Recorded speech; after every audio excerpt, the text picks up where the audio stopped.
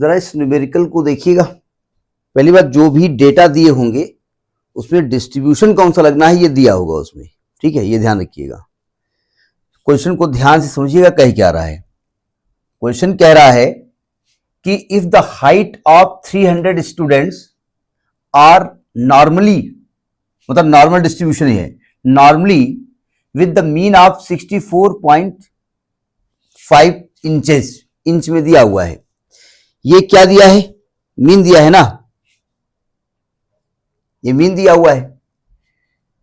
And standard deviation is 3.3 inches, standard deviation 3.3 inches दिया हुआ है, ठीक है।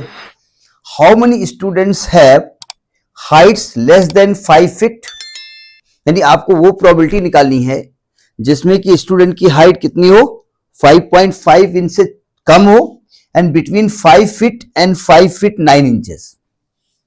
लैंग्वेज समझ में आ गई क्या रहा है क्वेश्चन?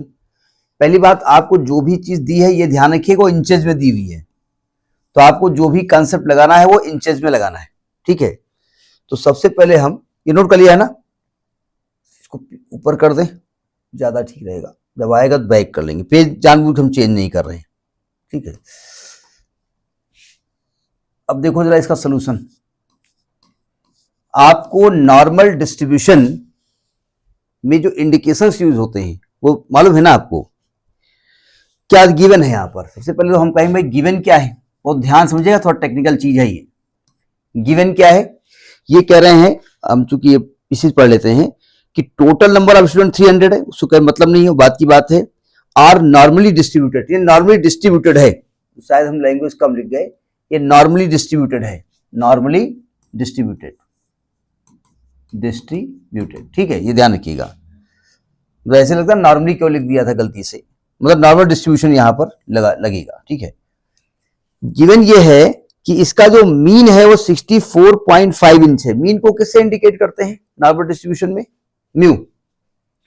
म्यू दिया है आपको 64.5 इंच। इंच को मैं ऐसे लिखता हूं ना, डबल उससे। और स्टैंडर्ड डेविएशन दिया है 3.3 इंच। स्टैंडर्ड डेविएशन को किससे इंडिकेट करते हैं? सिग्मा दिया है 3.3 इंच, ठीक है। आपको निकालना है कि how many students have height less than 5 feet. आपको याद होगा यहां पर पहले जेड निकाला जाता है, ठीक है। स्टैंडर्ड नॉर्मल डिस्ट्रीब्यूशन के लिए जेड निकाला जाता है। क्या फॉर्मूला बताया गया था? X minus mu upon sigma, याद है ना? यानी ये आएगा x माइनस म्यू बोले तो 64.5 इंच अपान सिग्मा बोले तो 3.3 इंच। जानबूझ के मैं इंच का साइन बना रहा हूं क्योंकि यहां फिट दिया हुआ है। अब आपको फर्स्ट पार्ट में निकालना क्या है? फर्स्ट पार्ट में आपको निकालना है कि प्रोबेबिलिटी निकालनी है जबकि हाइट उसकी 5 फीट से कम है, यानी x is less than 60 inch, क्योंकि हमारे पास जो डेटा है वो इंचेस में दिया हुआ है, ठीक है। अब प्रॉब्लम यह है कि हमको जेड निकालना पड़ेगा, क्योंकि जेड का एक कर्व आपको दिया गया है। आपको याद होगा एक जेड वाला कर्व, नॉर्मल डिस्ट्रीब्यूशन कर्व दिया गया था, उसको जेड कर्व कहा जाता है, जी कर्व भी कहते हैं, जेड, ठीक है। तो आपको जेड के टर्म में लिखना पड़ेगा। तो इसको क्या लिखा जाएगा? प्रोबेबिलिटी कैसे लिखा जाएगा? एक्स को ये लिखेंगे, जेड, जेड चाहिए ना आपको, तो जेड कैसे निकालेंगे आप? Z is less than 60 inch minus 64.5 inch upon 3.3 inch. अब इंच हम बार बार नहीं लिखेंगे, ठीक है, वो अंडरस्टूड है कि आप इंचेस में यहां पर लगा रहे हैं, बार बार वो नहीं लगाएंगे। तो इसको सॉल्व करेंगे तो आएगा z is less than, calculator allow है ना, तो इसको जब सॉल्व करेंगे तो आएगा -1.36। ये आपको निकालना, वो इंच है, वो अंडरस्टूड है। समझ में आई बात? नहीं आई? अब एक लफड़ा, लेकिन मैं कोशिश कर रहा हूं। नॉर्मल डिस्ट्रीब्यूशन कर्व भी बनाया गया था जिसको जेड कर्व भी कहा जाता है, याद है ना? हमने कहा था कि इसका जो एरिया होता है, ये जेड कर्व कहलाता है, स्टैंडर्ड नाम है इसका। इसका जो एरिया होता है वो किसको इंडिकेट करता है? वो इंडिकेट करता है आपको टोटल प्रोबेबिलिटी का, ठीक है। और टोटल प्रोबेबिलिटी कितनी होती है इसकी? 1 होती है ना। और ये चूंकि सिमेट्रिक होता है तो आधी वैल्यू इसकी, एक मिनट, आधी वैल्यू इधर 0.5 इधर होती है और 0.5 इधर होती है।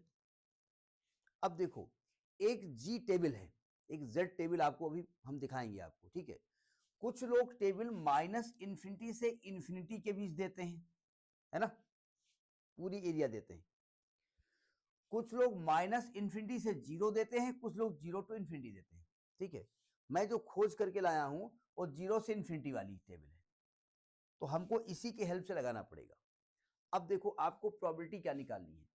प्रोबेबिलिटी निकालनी है z लेस देन 1-1.36, है ना। क्यों? अब देखो ध्यान से, -1.36 से लेस है। अगर मैं यहां पर -1.36 ले लूं तो इससे लेस का मतलब क्या आप कह सकते हैं कि आपको ये वाली एरिया निकालनी है? कह सकता हूं ना मैं? हाँ, करते रहो, बस बात समझ में आ जाएगी। अब प्रॉब्लम, ये एरिया निकालें कैसे, ये बताओ। ये निगेटिव टर्म में टोटल एरिया कितनी है? 0.5 है। अगर 0.5 में से ये वाली एरिया आप माइनस कर दें, ये वाली एरिया आप माइनस कर दें, तो ये जो येलो कलर की एरिया मिल जाएगी आपको। भाई ये पूरी एरिया, पूरा जो प्रोबेबिलिटी है, ये एरिया 0.5 है ना। तो अगर 0.5 में से ये वाली एरिया जो हमने ये रेड किया है, ये व्हाइट किया है, इसको माइनस कर दें तो आपकी रिक्वायर्ड एरिया मिल जाएगी ना। यानी इसको हम क्या लिख सकते हैं? 0.5 माइनस प्रोबेबिलिटी, ये वाली एरिया क्या कहलाएगी? z is greater than -1.36, z greater than 0, ये कह सकते हैं ना। -3.6 से बड़ी है और 0 से छोटी है, यही एरिया है ना। क्यों भाई? अच्छा, चूंकि अभी हम जो टेबल दिखाएंगे वो ये वाली एरिया है और ये सिमेट्रिक कर्व है, तो अगर मैं ये इस यहां पर 1.36 लिख दूं, यहां पर 1.36 लिख दूं, यहां पर 1.36, और ये वाली एरिया निकाल लूं, तो क्या सेम नहीं हो जाएगी एरिया 0 से 1.36? यानी कि ये आएगा 0.5 माइनस प्रोबेबिलिटी, इसको लिख दें z is greater than 0 and less than 1.36। चलेगा नहीं चलेगा? भाई जो एरिया ये वाली है, जो एरिया यहां पे आ रही है, ये वाली एरिया, वही ये वाली एरिया है। क्यों भाई? क्योंकि कर्व सिमेट्रिकल है। अब 0 से इन्फिनिटी तक का एरिया वाला हमारे पास एक टेबल है, उस टेबल से वैल्यू लेकर के आनी पड़ेगी, ठीक। देखो, आपको निकालना क्या है? निकालना है आपको नीचे, चूंकि उसके ऊपर इसको छोटा कर देना, छोटा करना पड़ेगा हमको, जगह चाहिए ना यहाँ पर। पहले इधर देख लो, आपको निकालना है 0 से 1.36, ये निकाला है ना, 0 से 1.36। यानी हमने बताया था कि ये वाला एरिया आपको निकालना है, ये वाला एरिया आपको निकालना है। क्यों? अब देखो, ये जो आपकी टेबल है वो क्या बताती है, कैसे देखी जाती है, जरा समझिएगा। ये पॉजिटिव वाली टेबल है, पॉजिटिव मतलब ये वाला पार्ट ही दिखाती है पूरा, 0 से लेकर के इधर का पार्ट दिखाती है, ठीक है। पिछली वाली टेबल थी, लेफ्ट साइड दिखा रही थी, कुछ पूरा साइड दिखाती है, तो आपको देखना पड़ेगा टेबल कौन सी देख रहे हो, ठीक है। अब देखो ध्यान से, तो ये 1.3 से जब करेंगे, अब चूंकि टेबल पूरी हम नहीं लेकर के आए हैं, जितनी जरूरत है उतनी लेकर के हम आए हैं, ठीक है। तो 1.3 देखो, 0.1, 0.2, 0.3, 0.4, 1.3 यहां पर देखो आ गए, ठीक है, 1.3। अब चूंकि आपको चाहिए 1.36, तो 1.3 के सामने 6, ये वैल्यू आ रही है 0.44131, ये वैल्यू आपकी आएगी। समझ में बात नहीं आई? 0.4131 आ जाएगी, ठीक है। हटाए इसको, 0.4131, इसको हटा दो, यानी ये आपका जो आंसर आएगा वो कितना आएगा, 0.5 माइनस, देखिए यही वैल्यू थी ना, अरे वाह ये सही वाली थी, 4131। जब इसको आप माइनस करेंगे तो वैल्यू आएगी आपकी 0.0869, 0.0869 ये वैल्यू आएगी। यानी ये आएगा 8.69%, अगर परसेंट निकालेंगे 8.69%। ठीक, जरा इस क्वेश्चन को देखिए, क्वेश्चन कह क्या रहा था, हमने वैल्यू तो निकाल दी लेकिन क्वेश्चन कह क्या रहा था, क्वेश्चन जरा पढ़िए क्या कह रहा था। क्वेश्चन कह रहा था कि how many persons are less than 5 feet, यही क्वेश्चन था ना, ये तो प्रोबेबिलिटी आप निकालिए, 8.69% है जिनकी जो हाइट है वो लेस देन 5 फीट है, तो आपको तो नंबर ऑफ पर्सन निकालने हैं ना, नंबर ऑफ पर्सन था, बॉय था, क्वेश्चन में क्या था, स्टूडेंट, तो आपको तो नंबर ऑफ स्टूडेंट निकाले हैं ना, number of students whose height is HEI है ये, less than 5 feet, less than 5 feet, 5 feet कहो या 60 इंच कहो, THAN 5 फीट, यानी कि 8.69% ऑफ 300, नहीं समझे। अब देखो हमने 8.69% कहा, क्योंकि 8.69% यही तो वैल्यू आएगी, क्यों, तो कुछ लोग कहते हैं प्रोबेबिलिटी से मल्टीप्लाई कर दो, बात वही है, मतलब कुछ लोग कहते हैं कि 0.0869 प्रोबेबिलिटी है, उसका 300 से मल्टीप्लाई कर दो, तो जब वैल्यू हमने निकाली तो ये वैल्यू आई है आपकी, जब परसेंटेज में निकाली है पूरी, तो ये वैल्यू निकली है आपकी 26 स्टूडेंट, 26.07 करीब आ रहा है, 26.07, यानी 26 स्टूडेंट ऐसे हैं जिनकी हाइट 5 फीट से कम है। ठीक है, पहला पार्ट समझ में आ गया। सेकेंड पार्ट कह रहा है कि जिसकी हाइट 60 इंच से लेकर 5 फीट से लेकर के 5 फीट 3 इंच तक है, क्या है 6, क्वेश्चन पीछे हो गया है ना, 5 फीट से लेकर के 5 फीट 9 इंच तक है, यानी आपको निकालनी है प्रोबेबिलिटी ऑफ 60 इंच से लेकर के 69 इंच तक, यही निकालनी है ना, इंच लिख रहा हूं क्योंकि आपकी सभी वैल्यू इंच में लिखी हुई थी। अब इंच को चूंकि जेड में कन्वर्ट करना पड़ेगा, तो क्या करना पड़ेगा, प्रोबेबिलिटी वैल्यू बताइए क्या क्या होती है, जेड माइनस 64.5, यानी 60 माइनस 64.5 अपान कितना था 3.3 is less than, Z is less than 69 minus 64.5 अपान 3.3।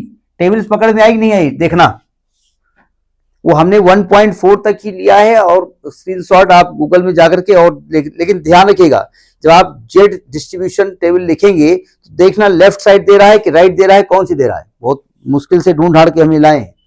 तो इसको हमने कैलकुलेट किया तो आई है माइनस 1.36, चलो वैल्यू वही आ रही है, is less than, Z is less than 1.36। समझ में आई बात नहीं आई। अब जरा एक बढ़िया सी बात देख लो, देखो हमने आपको ये कर्व बताया था, डिस्ट्रीब्यूशन कर्व, और हमने कहा था दोनों तरफ सिमेट्रिक होता है ना, माइनस 1.36 ये है उससे ग्रेटर, ठीक, और प्लस 1.36 ये है उससे लेस, यानी आपको ये वाला पार्ट निकालना है ना पूरा। ये बताओ अगर ये वाला पार्ट इसके बराबर है ना, तो इसको यही इसको एक काम कर सकते हैं, इसको अगर हम लिख दें प्रोबेबिलिटी, इसको ऐसे लिखा जाए, मान लेते हैं पहले इधर से इधर ले लो, यानी कि z is greater than 1.3 probability minus 1.36 less than z less than 0, ये इधर का पार्ट हो गया, ये वाला पार्ट हो गया ना,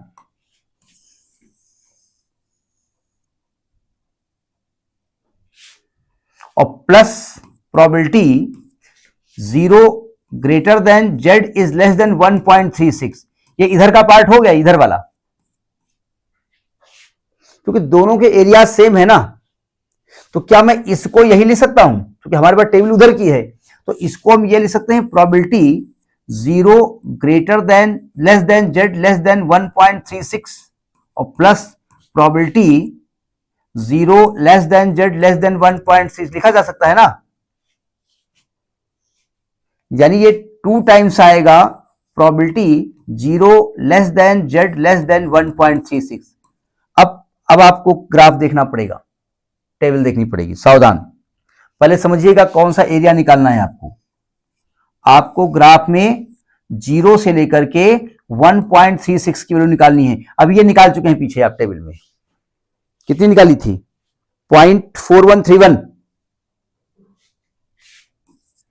तो 0.4131, जब इसको हमने मल्टीप्लाई किया तो वैल्यू आई है 0.8262, 0.8262, या तो ये लिख दो या 82.62% लिख दो, ठीक है।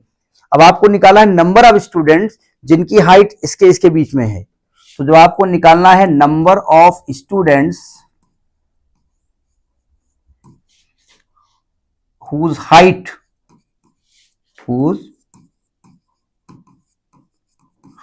is between 6 feet and 6 feet 9 inch, तो ये हो जाएगा आपका। अब चाहे 300 का प्रोबेबिलिटी से मल्टीप्लाई कर दो और चाहे परसेंटेज निकाल दो, दोनों बातें सेम है, ठीक है। तो हम प्रोबेबिलिटी से किए दे रहे हैं 0.8262 मल्टीप्लाइड बाई 300, तो ये वैल्यू आई है 247.86, 247.86, अप्रोक्सीमेट 248 स्टूडेंट ऐसे हैं जिनकी हाइट 5 फीट से लेकर के 5 फीट 9 इंच तक है। बात समझ में आ गई नहीं आ गई? अब देखिए आगे जो क्वेश्चन भी बताएंगे, जिनकी टेबल आगे बढ़ेगी तो वो हम डायरेक्ट लिख देंगे, तो वो टेबल हमारे पास 1.4 तक ही है, ठीक, नोट करिए। देखिए क्वेश्चन को ध्यान से पहले सुनिएगा। लिखा द डिस्ट्रीब्यूशन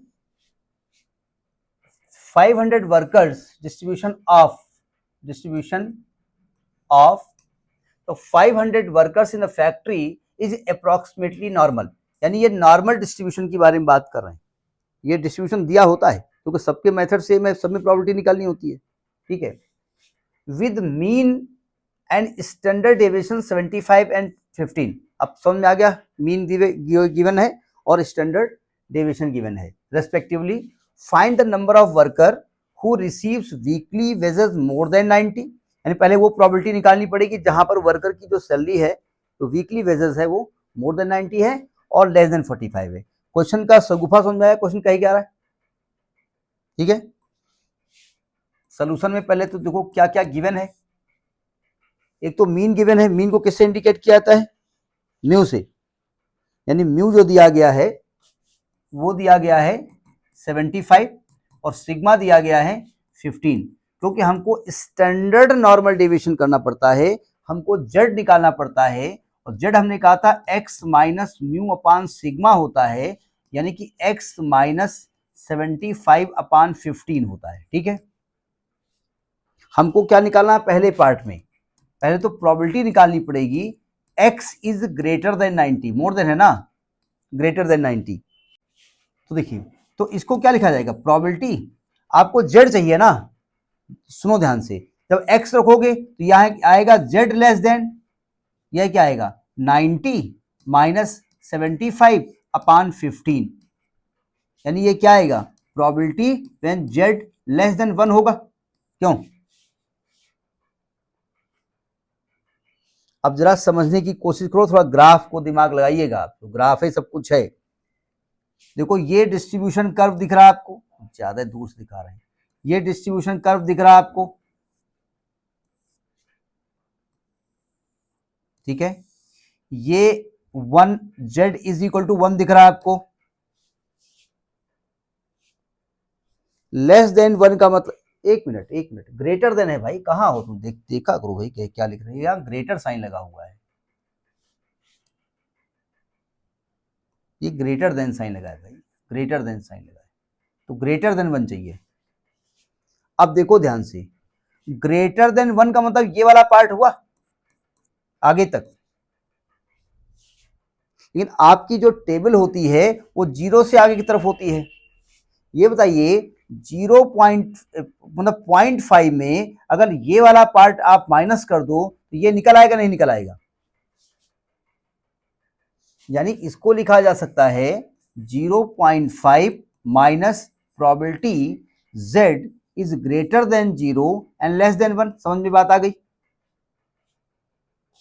अब आपको टेबल से इसकी वैल्यू निकालनी पड़ेगी, तो मैं टेबल आपको दिखा देता हूं सामने आपके, टेबल जे टेबल, ये देखो लेस देन 0 से 1, देखो ये 1 ये है ना, और 0 ये, देखो 3413 आ गया भाई। 1 है ना, 1.0 ही तो है, केवल 1 की बात कुछ है नहीं, यानी 1 पॉइंट, यानी कुल मिला के कुछ ऐसा है 1.0, क्यों? तो 1.0 ये 0.3413 आ रहा ना, 0.3413 हटा दो इसको, यानी ये वैल्यू आ गई 0.5 माइनस 0.3413। समझ में आई टेबल? देखना, तो इसको हमने कैलकुलेट किया तो 0.1587 या परसेंटेज में 15.87%, 15.87%, मतलब 15.87% टोटल वर्कर में से ऐसे वर्कर हैं जिनकी जो वेजेस हैं वो 90 से ऊपर हैं, बहुत कम है। ठीक है, तो अगर नंबर ऑफ वर्कर निकालना हो आपको, number of workers whose wages are greater than 90, greater than 90, तो अब चाहे तो 15.87% कर दो या प्रोबेबिलिटी से मल्टीप्लाई कर दो, तो 0.1587 का मल्टीप्लाई हमने 500 से कर दिया, तो टोटल वर्कर 500 थे, इसकी वैल्यू तकरीबन 79 अप्रॉक्सीमेट आई है, 79 अप्रॉक्स। एक बार चेक कर लेना कि कहीं पर कैलकुलेशन मिस्टेक ना हुई हो। ठीक, सेकेंड पार्ट इसका क्या कह रहा है कि लेस देन 45 होना चाहिए, यानी आपको निकालना है probability when x is less than 45, यही था ना। अब चूंकि ये तो x की वैल्यू है तो आएगा probability z is less than, value क्या आती है 45 माइनस 75 अपॉन 15, तो आएगा probability z is less than, इसको कैलकुलेट किया तो आएगी वैल्यू -2,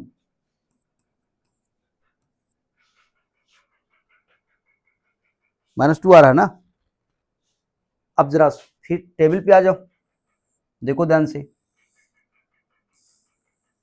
ये पहले तो ग्राफ पे आ जाओ, टेबल पे नहीं, ग्राफ बनाना है तो हमारी राइटिंग बड़ी गंदी है, पहले ग्राफ बनाओ। ये -2 यहां पर आएगा, -2 से लेस मतलब ये वाली एरिया आपसे पूछ रहे हैं ना, क्यों? तो अगर 0.5 में से ये वाला एरिया माइनस कर दें तो आपको रिक्वायर्ड एरिया निकल आएगा ना, यानी इसको आप लिखेंगे 0.5 minus probability of z is greater than 0 and less than -2। क्यों भाई? चूंकि ये -2 है, ये इधर 2 है, तो जो ये है वही ये है, तो मैं इसकी जगह ये लिख सकता हूं ना, ये वाला पार्ट, क्योंकि हमको पॉजिटिव पार्ट की टेबल मालूम है, तो आएगी आपकी 0.5 माइनस प्रोबेबिलिटी, इसको लिख सकते हैं z इज, क्या लिखा जाएगा, greater than 0 and less than 2, greater than 0 and less than 2। क्यों भाई? अब ये टेबल आपको देखनी पड़ेगी 0 से 2, क्योंकि उस टेबल में थी नहीं वैल्यू जो हमने अभी आपको दिखाई है, तो मैं ऐसे डायरेक्ट लिखे दे रहा हूं, इसकी वैल्यू आएगी 0.4772, 0.4772, जो हमने जो टेबल दिखाई वो 1.3 तक ही थी ना, यहाँ 2 तक चाहिए, ये वैल्यू आएगी तकरीबन 0.0228, 0.0228, यानी तकरीबन 2.28%। ठीक है, तो अगर आपको टोटल लेबर निकालना है, टोटल लेबर ही है ना वर्ड, वर्कर को, लेबर न को, टोटल वर्कर निकालना है जिसकी वेजेस 45 से ग्रेटर हैं, तो 2.28 का लेस है का 500 परसेंटेज कर दो, या हमने कहा प्रोबेबिलिटी से मल्टीप्लाई कर दो, 0.0228 मल्टीप्लाइड बाई 500। तो इसको सॉल्व करेंगे तो ये तकरीबन वैल्यू आ रही है आपकी 11.4 आ रही है, 11 अप्रॉक्सीमेट आ रही है। समझ में आई बात नहीं आई? देखिए क्वेश्चन कहता है कि x denotes the number of scores in a test.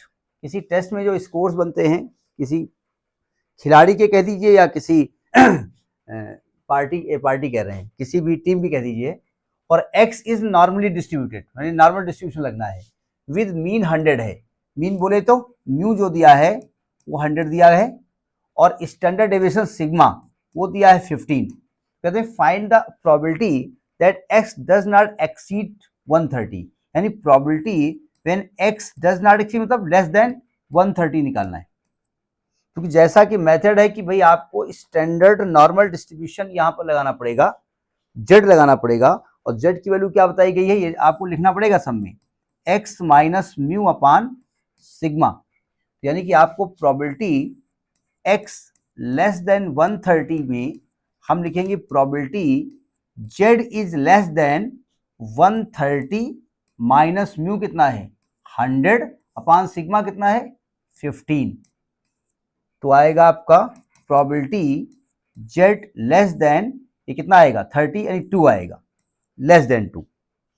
अब जरा टेबल पे आते हैं, मतलब पहले तो टेबल तो बाद में हम बात करेंगे, पहले तो आपको देखना पड़ेगा अपना डिस्ट्रीब्यूशन कर्व, तो वहीं से निकलना है आपको।